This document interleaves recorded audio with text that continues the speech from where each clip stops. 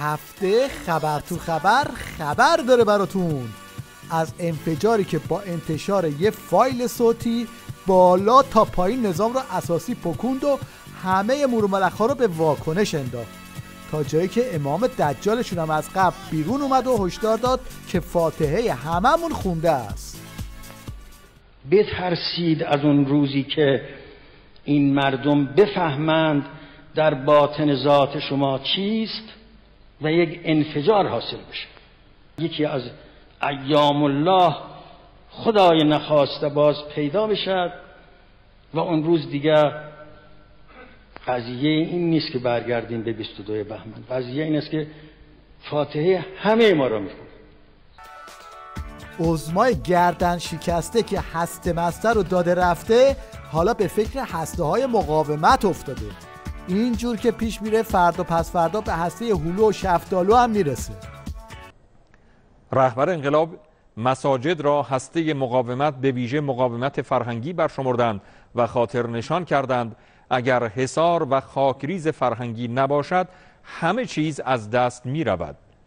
ایشان تلاش پیچیده و متنوع دشمنان برای نفوذ فرهنگی را گسترده تر از اوایل انقلاب دانستند و افزودند آماج این حرکت مستمر و چند لایه ایمان دینی مردم است. حالا برای اینکه تو این وضع و اوضاع هم جلوی نفوذ فرهنگی رو بگیرن و از ضربات دشمنان اصلی نظام کم کنن، این کلاغچه بسیجی رو آوردن تا براشو یه قارقار جدید بکنه و از کشته شدن یک سری بیگناه توی گیومه بخونه. ولی آدم میگه باشه غمی نیست، کاشکی که قصه یکی دوتا بود، 17,000 تا عدد کمی نیست، 17,000 تا خنده ناتموم، 17,000 تا شعر نیمه کاره، 17,000 تا دل پاره پاره. همین سرنوشت سینه سرخا،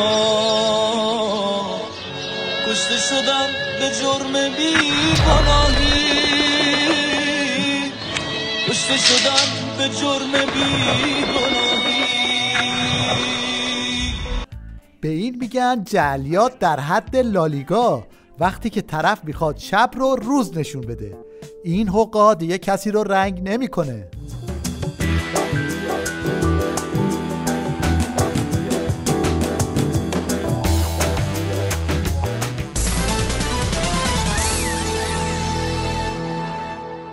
خرچنگ نظامم که هنوز داغ فتوشاپ رو به عمامه داره، این دفعه چنگول کشید و همه رسانه ها و دق دلی عظما رو اینطوری خالی کرد.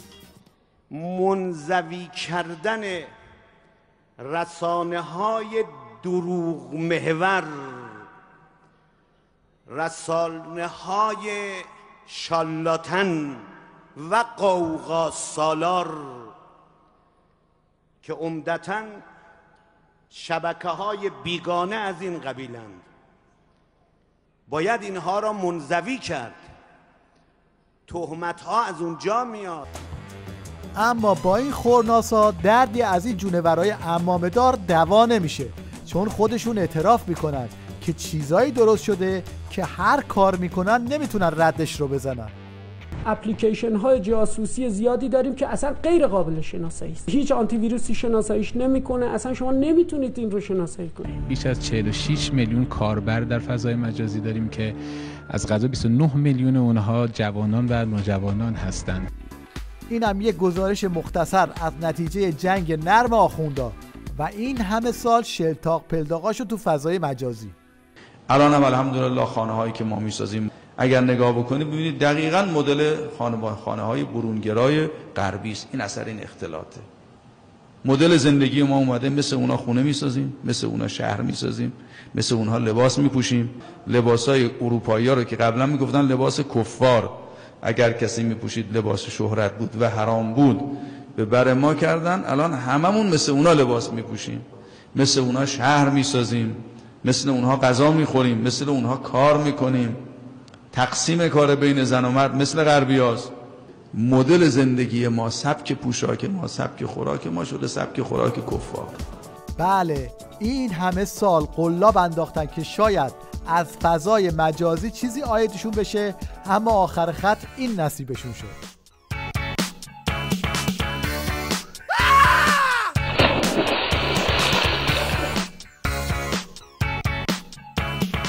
تو روزایی که دشمنای نظام مشغول فرو کردن جام زهر حقوق بشر تو حلقوم عثمان، این دلال ورشکسته برون مرزی نظام چاره‌ای نداره جزی که گردن کج کنه و از این قپیا بیاد.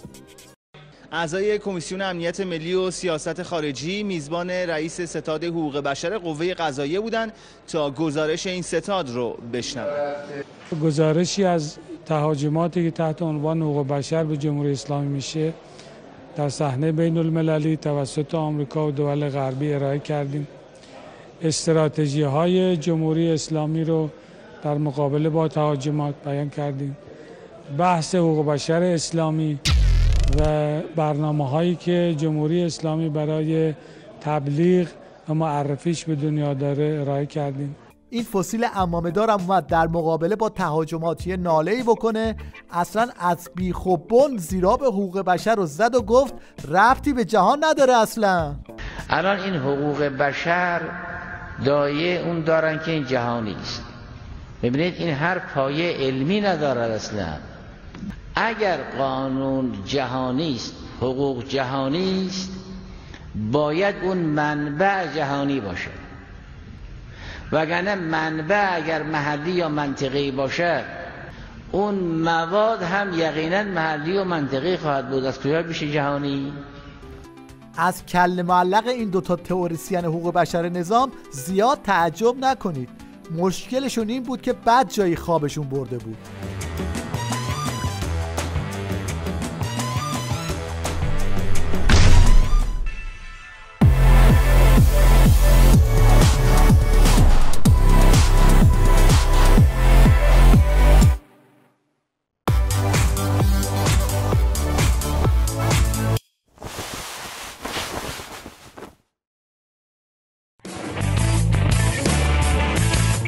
به موازات همه این بدبختی‌ها، قضیه فیش‌های حقوقی هم همچنان در حال کش پیدا کردنه و با خودش فک آخوندا رو هم کش آورده.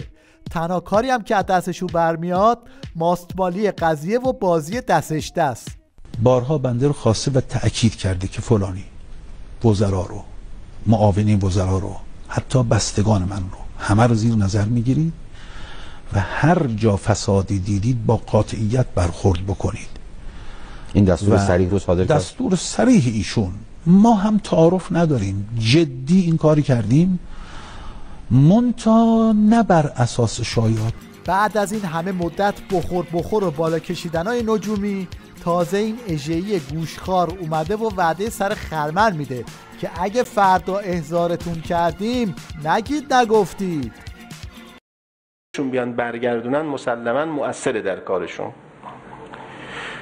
فردا اگر دستگاه قضایی وارد شد و عده‌ای را احضار کرد و عده‌ای را گفت که باید این طبق قانون شما این پولها را برگردونید و علاوه بر برگردوندن ممکنه بعضی هم باید مجازات بشن، گله‌ای شروع نشه.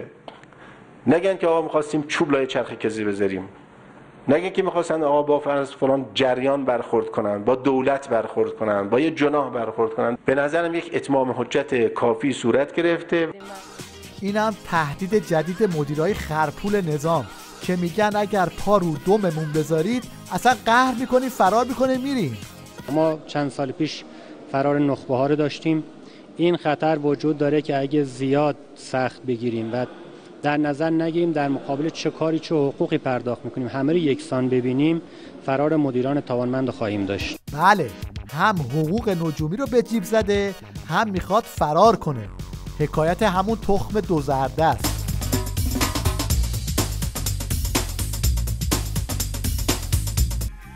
اینم تازه ترین دستاورد نظام در عرصه اقتصاد مقاومتی.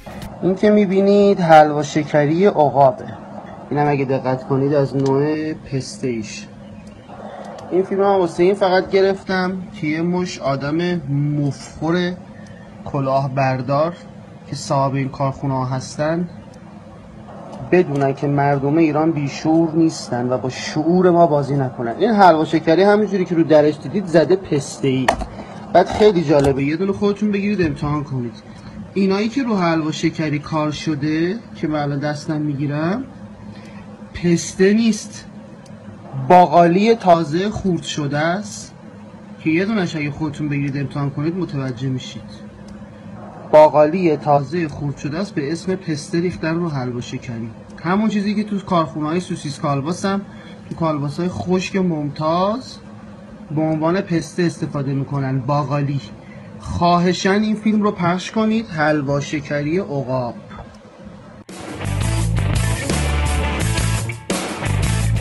تو دوران پسابرجام از همه مشنگتر این شیخ فریه که با وجود این همه بزبیاری بازم دنبال تعریف و تمجید دوغکی از برجامه. بعد از برجام شما تجهیزات پزشکی الان راحت‌تر به دست میارید یا سخت‌تر به دست میارید؟ داروی خارجی رو اگر امروز بعد برجام بخواهید راحت‌تر به دست میارید یا سخت‌تر به دست میارید؟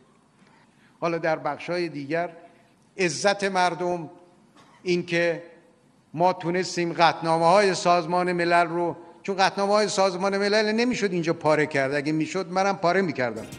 خلاصه این که این شیخ فری همینجوری داره دور میله برجام میچرخه و به هیچ جام نمیرسه.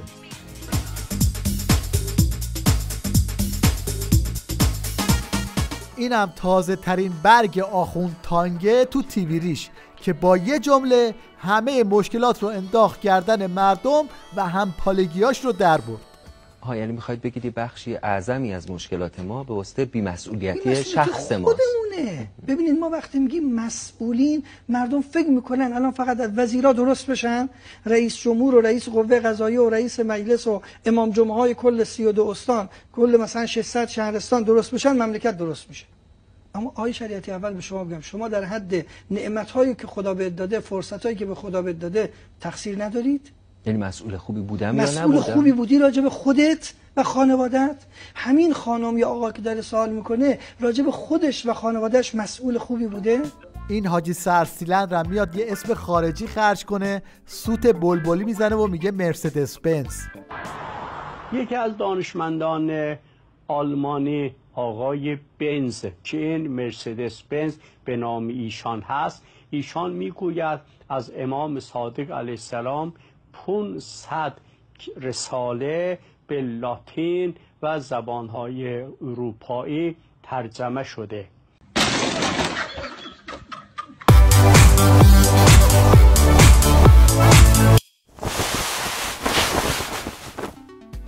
در پایان تلاش یک خواننده انگلیسی رو میبینید که تو خوندن به زبون خودش موفق نبوده و حالا میخواد به زبون فارسی آلبوم بده بیرون.